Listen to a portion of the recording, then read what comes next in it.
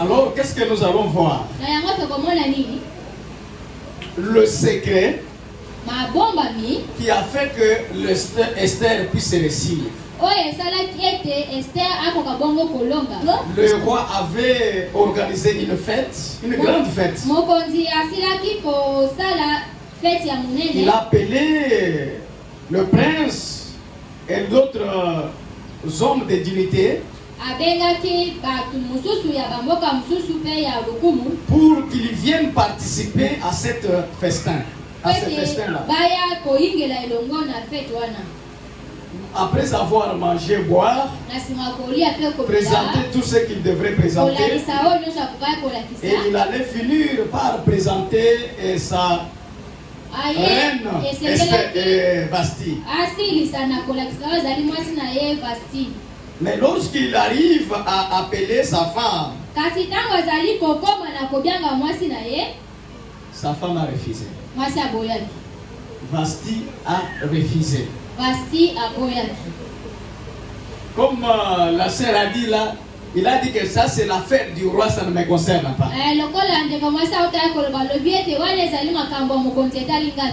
La désobéissance a fait que ce mariage soit rompu et qu'on puisse marier une autre femme. Est-ce que dans nos foyers, il y a aussi, nous vivons aussi la désobéissance? Est-ce qu'on peut trouver le moment de jeunes filles qui sont en train de manifester la désobéissance dans le foyer? Je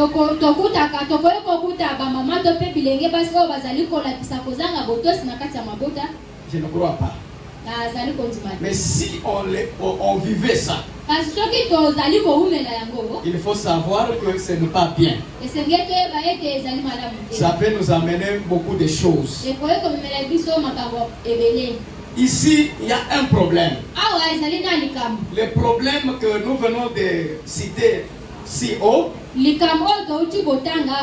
c'était le problème de la désobéissance du reine du roi Assérius.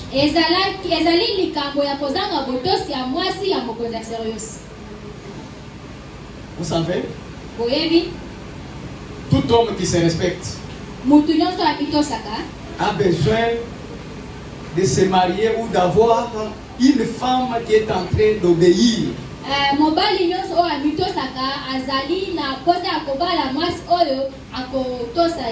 Parce que dans cette histoire, nous allons voir quelques secrets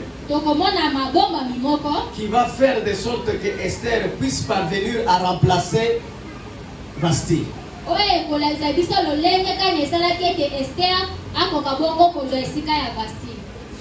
Parce qu'il était en colère à cause des défis que Esther et Vasti a manifesté au roi.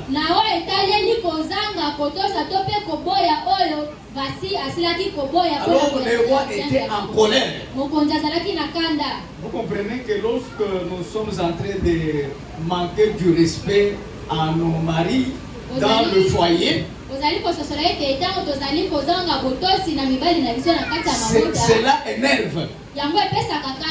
Et ça mène à beaucoup de choses qui fait que nos foyers ne soient pas stables.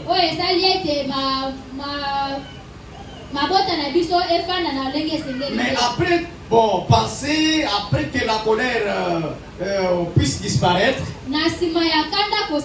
le roi est revenu à lui-même. Et ce qui l'entourait, ils ont trouvé que non, ce n'est pas bien que le roi reste comme ça. Parce qu'on avait déjà pris la décision que Vasti puisse aller pour toujours. Parce que si on va le maintenir ou la maintenir dans la maison royale, il sera un mauvais exemple pour le reste des femmes. Est-ce que vous comprenez? C'est-à-dire que quand nous sommes en train de désobéir, nous sommes un mauvais exemple auprès des enfants que nous sommes en train d'éduquer dans nos maisons. Pas seulement aux enfants, même à ceux-là qui nous entourent. Nous ne donnons pas un bon témoignage. Et c'est comme ça qu'on a pris la décision. Esther Vassi devrait quitter le palais royal. Alors c'est comme ça qu'on a appelé le fils. Ce qui m'a intéressé comme premier critère, c'est que je peux appeler l'identité. Identité.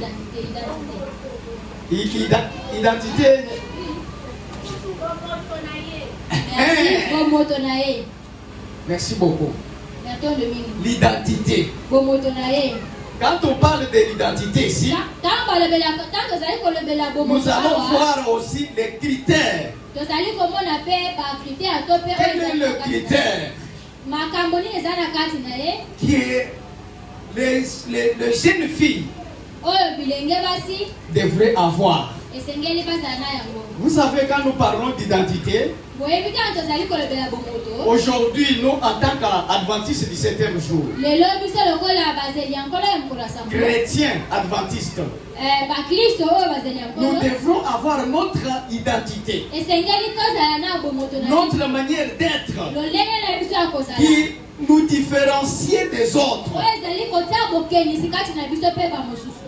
Mais aujourd'hui, vous allez trouver que nous vivons comme tout le monde. Aujourd'hui, vous allez chercher les filles et les femmes qui portent les pantalons, les chaînettes. Vous allez les trouver au milieu de nous. Ce n'est pas bon. Ce n'est pas digne.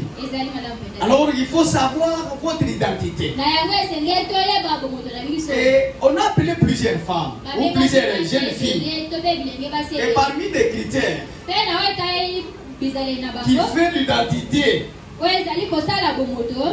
des jeunes filles là, on a dit qu'ils soient vierges. Est-ce qu'on peut aussi mettre ça comme critère? Dans le temps de Jésus, avant que Jésus puisse venir ou naître, il y avait des critères comme ça. Que le Sauveur va naître pas à travers une femme vierge.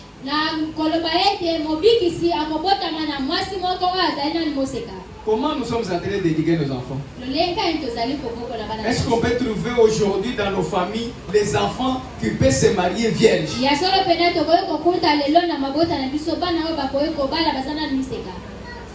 On ne sait pas. Mais il faut savoir que c'est important. Parce que quand l'enfant est déjà de vierge, son cœur, son esprit est attaché à celui qui a de vierge. Est-ce que vous comprenez? Et c'est ce qui crée beaucoup de choses dans le foyer.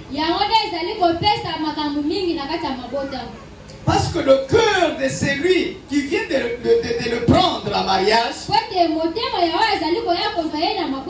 le cœur de cette fille, cette femme-là, qui est déjà une fille déjà de vierge, il n'est pas totalement attaché à celui qui vient de le prendre à cet état-là. C'est pourquoi vous allez trouver le mariage 1 mois, 2 mois, 3 mois, une année. La fille là va rentrer peut-être chez le garçon là.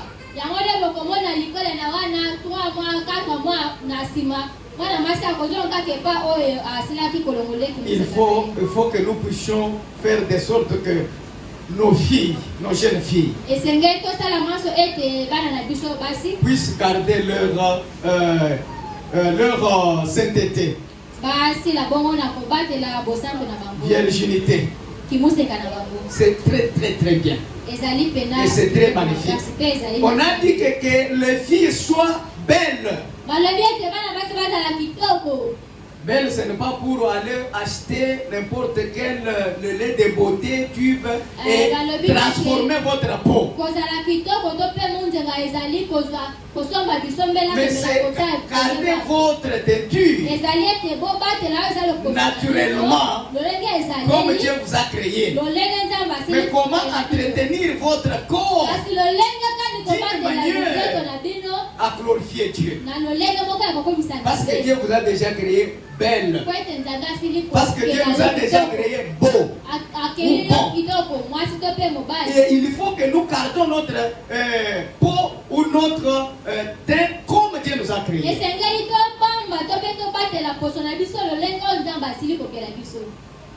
Quand Dieu a créé, il a dit tout est beau. Dieu n'a pas créé, il a dit que tout est mauvais. Non. Il a dit tout est bon. Alors vous êtes bon. Il faut d'abord vous accepter tel que vous êtes là. À cause de ne pas s'accepter, vous allez acheter beaucoup de produits et demain le lendemain, vous allez trouver que le produit là va transformer votre face. Et il y a ce qu'on appelle le cancer de peau et tout consort. Ce n'est pas la volonté de Dieu. C'est toi-même. Parce que tu ne voulais pas t'accepter comme Dieu t'a créé. Tu vois comment Dieu m'a créé noir. J'aime d'être comme ça. Je me suis marié à ma femme. Elle m'a aimé comme je suis. Et je ne peux pas changer ce que je suis. C'est ce que nous devrons avoir. Nous allons garder notre identité. Nous allons garder notre identité. On a amené Esther au milieu de plusieurs filles. Et vous allez trouver que lorsqu'on voulait le présenter auprès du roi,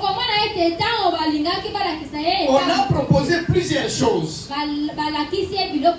Mais Esther a refusé. Il a voulu se présenter devant le roi tel qu'il était là. Il a utilisé des choses que ce qu'on l'a donné.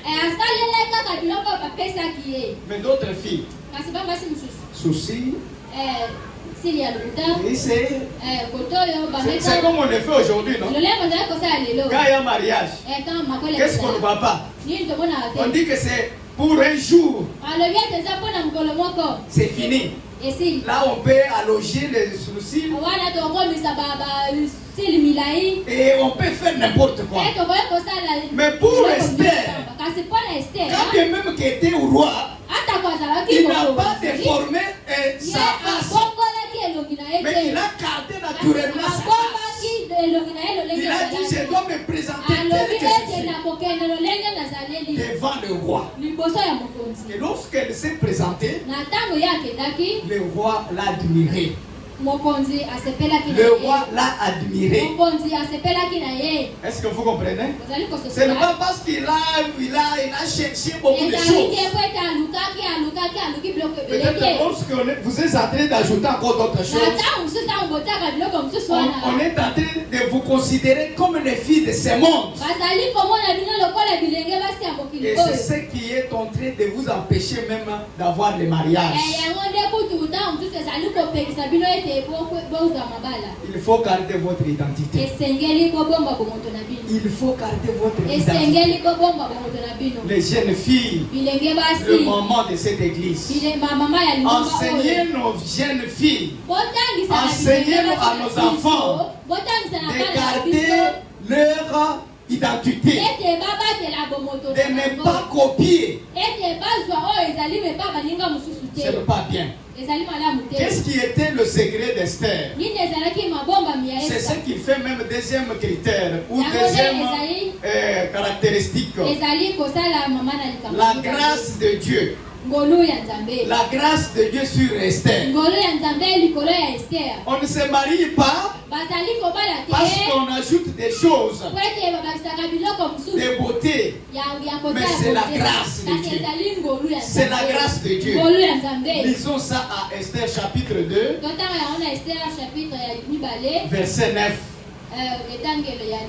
Qu'est-ce que c'est le verset 9 nous dit ceci. Le jeune fille lui plut et trouvant grâce devant lui, et il s'empressa de lui fournir les choses nécessaires pour sa toilette et pour sa subsistance, lui donnant cette jeune fille choisie dans la maison du roi, et la plaça avec ses jeunes filles dans le meilleur appartement de la maison de femmes. Est-ce que vous comprenez? Qu'est-ce que Esther a fait en tant qu'esclave? Elle n'a pas connu cet homme, mais elle avait la grâce de Dieu. Lorsqu'elle se présente, cet homme l'a aimé. Et il y a vraiment l'amour que Dieu a mis à cet homme pour qu'il aime aussi Esther.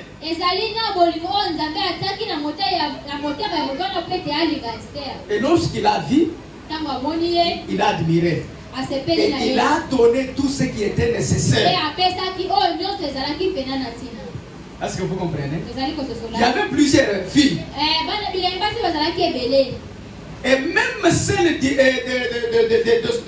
de pays des Sirius. Mais Esther était esclave. Mais parce qu'elle avait la grâce de Dieu. Et la grâce de Dieu a fait que cet homme puisse l'admirer. Mes frères et sœurs, on chante toutes les grâces. Tout est grâce. Il faut savoir que si la grâce de Dieu est sur toi, tout ce que tu vas faire, ça va réussir. Même là où les autres échouent, mais quand toi tu seras là, tu vas réussir. Parce que la grâce de Dieu est sur toi. Au verset 15, lorsque son tour d'aller vers le roi fut arrivé, Esther, fille d'Abigail, oncle de Mardoché, qu'il avait adopté pour fille, ne demanda que ce qui fut désigné par Hegai. Il n'a pas demandé autre chose. Il a demandé que ce qu'on l'avait donné. La grâce de Dieu. Si nous avons la grâce de Dieu, on peut avoir aussi la crainte de Dieu. Et qu'est-ce que Luc nous dit? L'évangile selon Saint Luc. Luc chapitre 1, verset 25. C'est la grâce que le Seigneur m'a faite quand il a jeté les yeux sur moi pour ôter mon opprobre parmi les hommes. Ça, c'est le témoignage de Marie. Il dit que la grâce de Dieu était sur lui, sur elle. Et comme la grâce de Dieu était sur elle, Dieu a enlevé la honte que Marie subissait. La grâce de Dieu nous enlève la honte, l'humiliation. Est-ce que vous comprenez? Oui, si tu es humilié, si tu es vraiment méprisé, alors il faut savoir que il faut implorer la grâce de Dieu sur toi. Quand la grâce de Dieu est sur toi, mes frères et sœurs, tu seras considéré. Qui ne parle pas de Marie? Aujourd'hui, on le fait même comme notre intercesseur. Parce qu'il a trouvé grâce devant Dieu.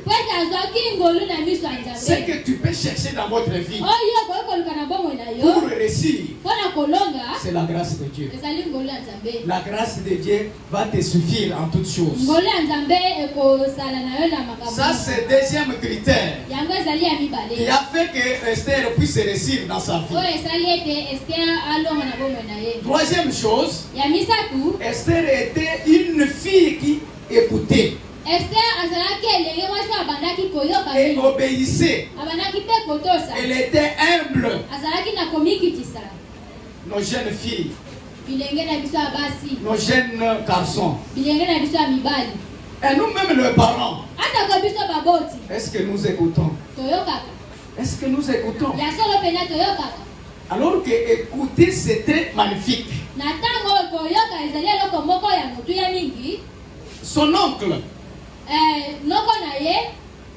les conseillers, si vous lisez au verset 10, chapitre 2, il y a le conseil que Mardoché donnait à Esther. Quand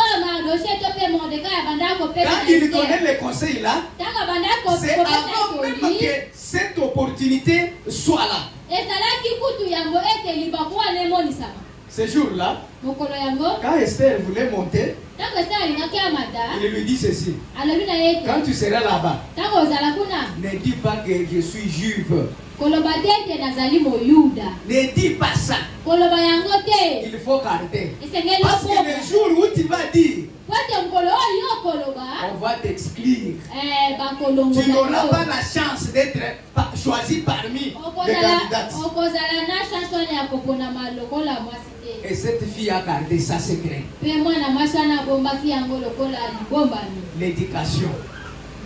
L'éducation. Est-ce que nous enseignons aujourd'hui nos filles, nos garçons? Quand est-ce que nous sommes en train de l'enseigner? Aujourd'hui, nous laissons à nos enfants les télévisions et téléphones et tout console. Ils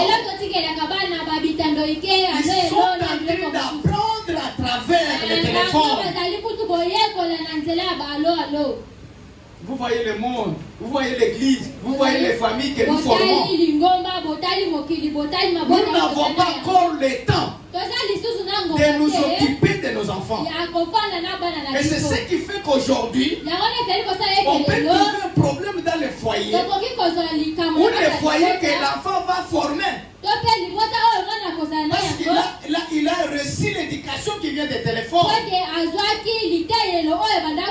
de WhatsApp, Facebook et d'autres, des télévisions. Et voilà ce qu'il est en train de faire.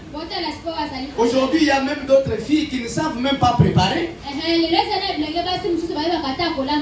Et il y a des filles qui manquent du respect même aux grandes personnes. Quel est notre travail? Et comment nous espérons qu'ils soient mariés? Ils vont marier à qui? Mes frères et sœurs, nous avons à éduquer nos enfants, à écouter, à obéir et à être humble. Parce que notre simplicité peut tirer le regard des autres vers nous. Est-ce que vous comprenez? Il faut être humble. Jacques chapitre 1 verset 19 dit ceci: sachez-le, mes frères bien-aimés, ainsi que tout homme soit prompt à écouter. Tout homme, toute femme, devrait être prompte à écouter. Mais qu'est-ce que nous voyons aujourd'hui? Nous sommes promptes à parler qu'écouter. Quand quelqu'un te parle, tu n'es pas prêt pour écouter. Mais comment tu vas faire ce qu'il décide? Si c'est la femme, il a ce qu'elle est en train de chercher. Si il est un homme, il a ce qu'il est en train de chercher. Mais tu n'es pas prêt pour écouter. C'est ce qui crée des troubles dans nos foyers, mes frères et sœurs. Mais Esther, elle était une fille qui écoutait, qui obéissait. La Bible nous dit ceci: l'homme aime ta femme, mais que la femme soit soumise à son mari. Comment tu peux obéir ou se soumettre si tu n'obéis pas? Si tu n'écoutes pas, il faut premièrement écouter. Quand tu vas écouter, cela va t'amener à soumission. Il faut se soumettre. Ce qui a cassé le mariage de Vasti, c'est la désobéissance. Parce que Vasti ne voulait pas se soumettre. Et comme il ne voulait pas se soumettre, il a caché son mariage. Je ne veux pas qu'ici dans notre église on trouve les filles et les mamans qui cachent leur mariage. Non, il faut obéir.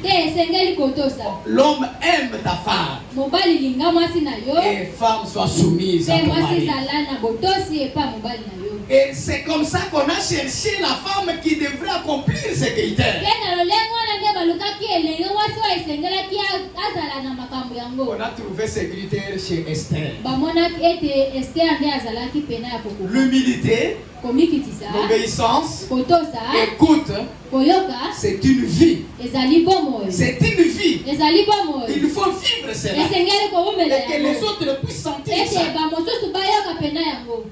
Que réellement cette fille est vraiment humble. Elle est obéissante. Elle écoute. Donc cet homme est obéissant. Il aime. Il écoute. C'est ce que Dieu cherche. Alors, je ne voulais pas prendre du temps. Et quatrième critère qui fait la réussite, le secret de la réussite d'Esther. Esther était une fille de prière. Est-ce que vous comprenez, mes frères et sœurs? Esther aimait la prière. Et la prière là, il a reçu cela auprès de son oncle Mardoché. Vous allez lire cela à Esther chapitre 4, verset 15, 16 à 17. Vous allez trouver ce que Esther a fait. On peut prendre même verset 15 seulement. Je pense que vous connaissez même l'histoire de ce qui était arrivé. Après avoir accédé au mariage, il y a un problème qui est arrivé. Et on devrait lapider, tuer tous les juifs. Et on avait déjà éparpillé les lettres. Et lorsque Mardoché a reçu le message, il n'avait pas le choix que d'aller voir Esther. C'est lui qui était tout près du roi pour lui soumettre le problème. Et c'est ce qu'elle a fait. Et c'est ce qu'il a fait. Il a montré à Esther: nous avons un problème. Le problème là te concerne nous concerne.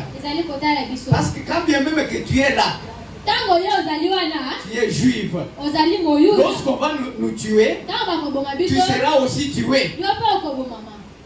Alors quel est le problème? On va nous tuer. C'est comme ça aujourd'hui, il y a les gens qui, bon, par leur bon gré, ils trouvent bon de tuer les gens sans problème.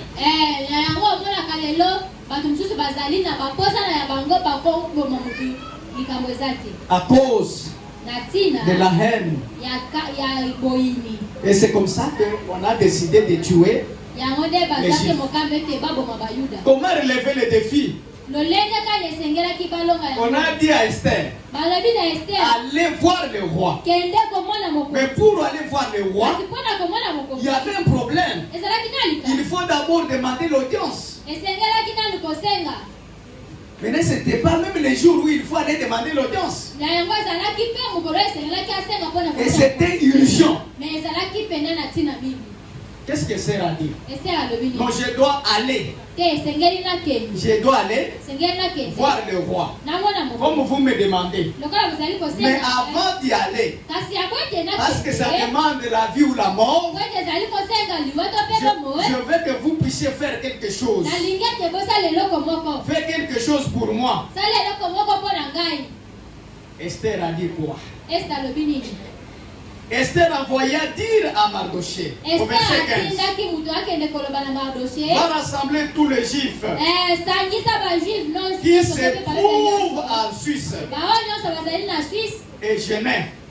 Jeûner pour moi, sans manger ni boire, pendant 3 jours, ni la nuit ni le jour. Moi aussi, je jeûnerai de même avec mes servantes.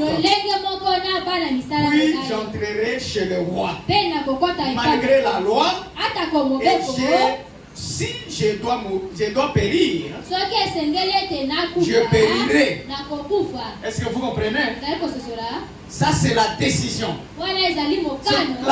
L'Esther, vraiment, elle était une fille en cachet. Une fille décisive et courageuse. Nous voulons que nos jeunes filles, nos mamans, vous soyez courageuses, vous soyez engagées, que vous soyez impliqués dans le travail de Dieu. Parce qu'à travers vous, vous allez sauver plusieurs. Vous allez réveiller plusieurs personnes. Et c'est ça même votre ministère.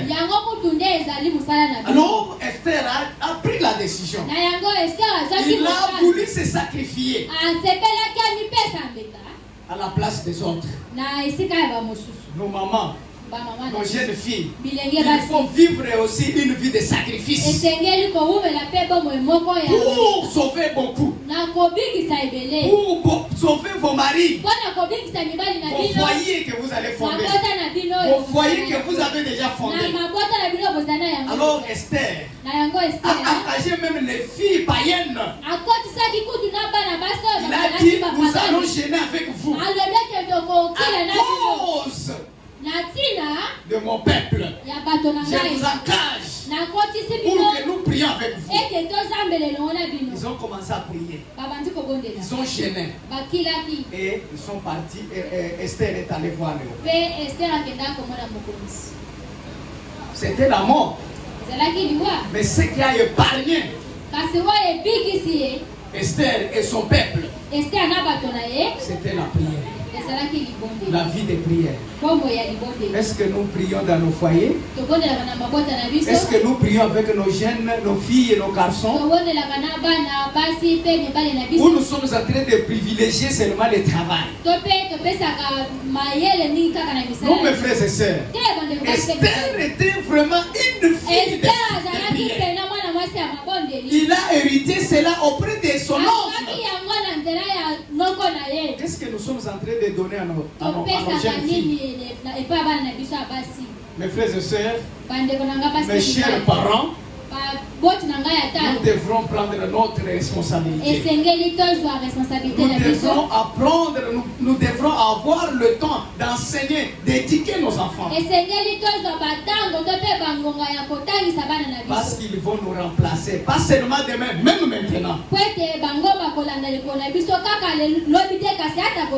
C'est ce qui a fait que Esther puisse réussir. Je veux que vous puissiez faire aussi mieux pour que nos enfants puissent réussir dans leur vie. Garder notre identité. Il faut avoir la grâce de Dieu. Il faut écouter, obéir et être. Il faut vivre la vie de prière. Alors ces choses vont faire que nous puissions aussi sortir tête haute comme Esther.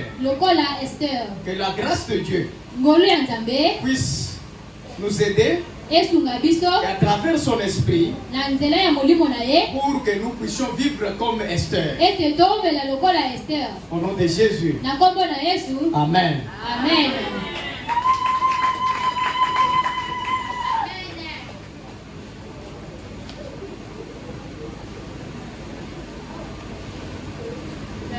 Merci beaucoup, cher pasteur.